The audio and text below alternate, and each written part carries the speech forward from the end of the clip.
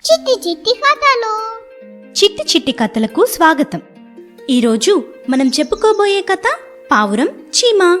కథ చెప్పే ముందు ఒక పొడుపు కథ చెప్తాను, విప్పండి. చిటపట చినుకులు చిటారి చినుకులు, ఎంత కురిసినా వరదలు రావు. ఏంటది? సమాధానం కథ చివరిలో చెప్తాను. ఇంకా కథలోకి వెళ్దామా? అనగనగా ఒక అడవి ఉంది. ఒక రోజున అడవిలోని చిన్న చెరువులో ఒక చీమ పడిపోయింది. పాపం దానికి ఈత రాదు. ప్రాణాల్ని కాపాడుకోవాలని ఎంతో తాపత్రయపడుతోంది. ప్రక్కనే చెట్టుపై కూర్చున్న పావురానికి ఆ చీమ కనిపించింది.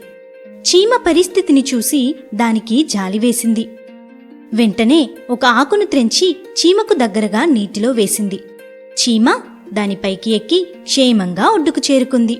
ఒక రోజున చీమ అక్కడి పచ్చగడ్డిలో తిరగాడుతూ చెట్టుపైన కూర్చున్న పావురాన్ని చూచి దాని పలకరిద్దామని అనుకుంటోంది.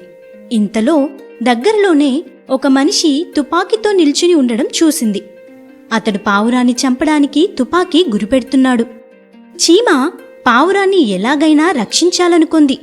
అది వెంటనే వేటగాడి కాలుమీద చటుక్కున కుట్టింది.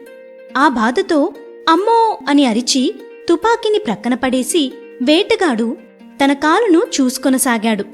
వాడి అరుపుకు హడలిపోయిన పావురం ఎగిరిపోయింది.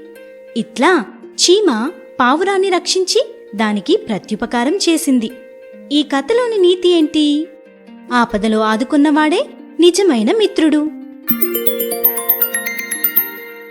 మీరు చాలా చక్కగా కథ విన్నారు. మరి పొడుపు కథ సమాధానం కన్నీళ్ళు. మా ఈ ఛానల్ మీకు నచ్చినట్లయితే లైక్ చేయండి, షేర్ చేయండి, సబ్స్క్రైబ్ చేయండి.